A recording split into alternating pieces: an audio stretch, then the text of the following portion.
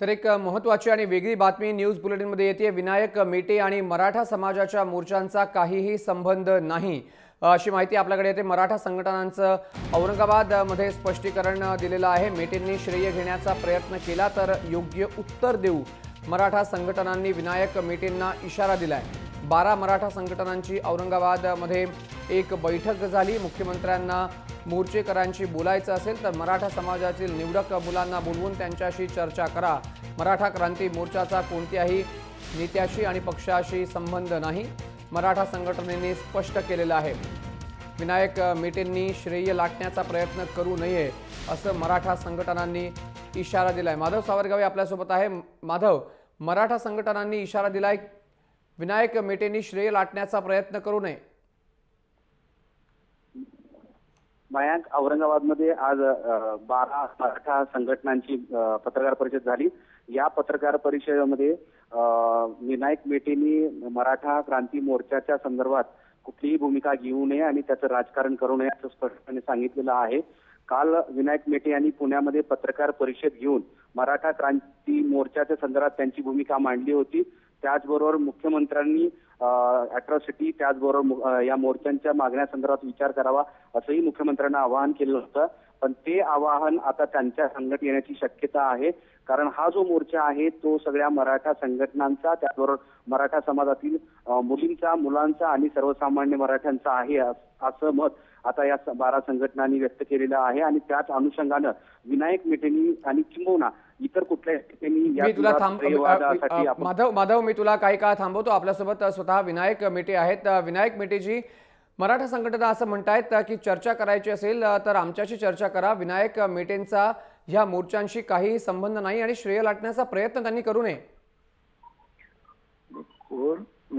मला मराठा समाजाचे जे कोणी संघटनेचे म्हणून स्वतःला घेतात त्यांनी ते जरूर घ्यावं। आणखीन काय काय त्यांनी स्वतःच्या जाहिराती जे द्यायच्या त्याही द्यावेत, त्याच्याबद्दल माझं काहीही म्हणणं नाही। आणि मला अशा कुणाच्या सर्टिफिकेटची गरज नाहीये। कुणी कोणत्या तरी संघटनेने कुणीतरी काही बोलणं राहिला प्रश्न या मोर्चाचे संबंध, या लोकांनी किती मोर्चे पाहिले आणि काय मोर्चे पाहिले। जे मोर्चे आहेत, आम्ही गेले 30 ते 32 वर्ष झालं मी समाजाचं काम करतो।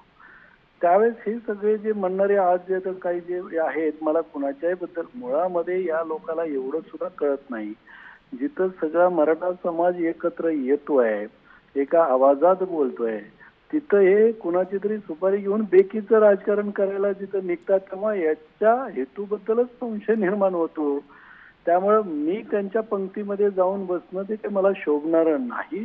त्यामुळे मला हे काही नवीन, मला काही विनायक मेटे तुम्ही असं म्हणतात की सुपारी घेऊन, पण विनायक मेटे तुम्ही असं म्हणतायत सुपारी घेऊन वक्तव्य केली जात आहेत, मात्र हे वक्तव्य करणारे आहेत तरी कोण मग नेमके? मला माहिती, मला त्याच्या खोलामध्ये सुद्धा जायचं नाही।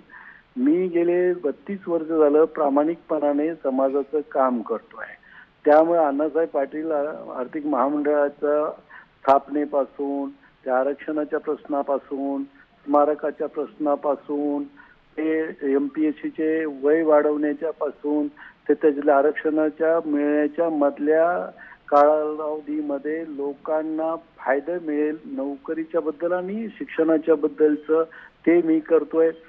तर कोर्टामध्ये फक्त विनायक मेटेंनी शिवसंग्राम लढते, अनेक गोष्टी आहेत, ते सगळ्या गोष्टी मला इथं उजळायचं काही कारण नाही। मी माझं एकटं काम करत चाललेलो आहे। कुणाला काय बोलते मागेल अनेकांना मी पुढे आलो की त्यांना असं वाटतं की आपण झाकून जाऊ, परंतु माझी सगळ्यालाच विनंती आहे, एकीचं राजकारण आता महाराष्ट्रामध्ये मराठा समाजाने सुरू झालंय, अशा बेकीचं राजकारण करू नका। आणि कोत्या मनानं आणि शिवाजी महाराजांच्या काळामध्ये जसं काही हे झालं होतं तशा पद्धतीचं राजकारण करू नका, एवढंच माझं त्यांना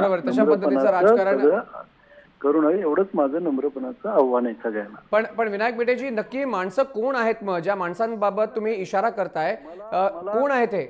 मला काही माहिती नाही। आता आपण म्हणालात की अशा संघटना कोणीतरी आहे, त्याही मला माहिती नाही कोण आहे, तेही मला माहिती, पण अनेक वेळा माझ्यावर काही मंडळी अशी टीका टिप्पणी करत असतात। मी त्यांना कधीही आतापर्यंतच्या कालावधीमध्ये कधीही त्यांना उत्तर दिलं नाही। कारण समाजाचे प्रश्न एवढे मोठे आहेत की ते सोडवण्यामध्येच मला वेळ कमी पडतोय, तर यांच्या असल्या प्रश्नाला उत्तर देऊन माझा वेळ कुठं वाया घालू? तुम्ही स्वतः कुठल्या मोर्चामध्ये सहभागी होणार आहात का? कारण 25 अहो, तारखेला होणार पुण्यामध्ये म्हणजे मोर्चा आहे. काय? होणार म्हणजे काय की औरंगाबादचा मोर्चा झाल्याबरोबर लगेच बीडमध्ये पहिली बैठक आम्हीच घेतली. विनायक मेटेचा पुढाकार होता. विनायक मेटेनी प्रत्येक तालुक्यात फिरायचं काम केलं.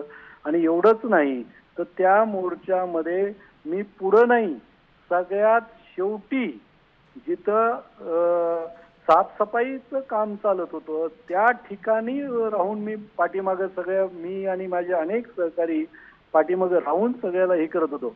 पुढे येण्याचा प्रस्ताव, पुढे येण्याची आता मला गरज नाही.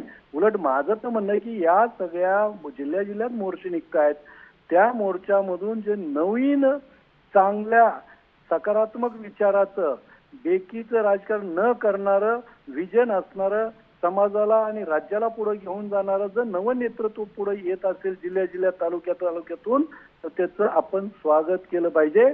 प्रस्थापित नेते मंडळी मागे जाऊन नवीन नेतृत्व उदयाला आलं पाहिजे, ही माझी त्याच्या पाठीची भूमिका आहे.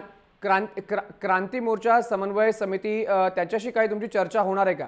अहो, क्रांती मोर्चा समन्वय समिती अशी एक नाही. माझं प्रॉब्लेम आपल्या लोकांचं माध्यमाचा हाच मोठी अडचण आहे. हे प्रश्नच कुणी समजून घेत नाहीत.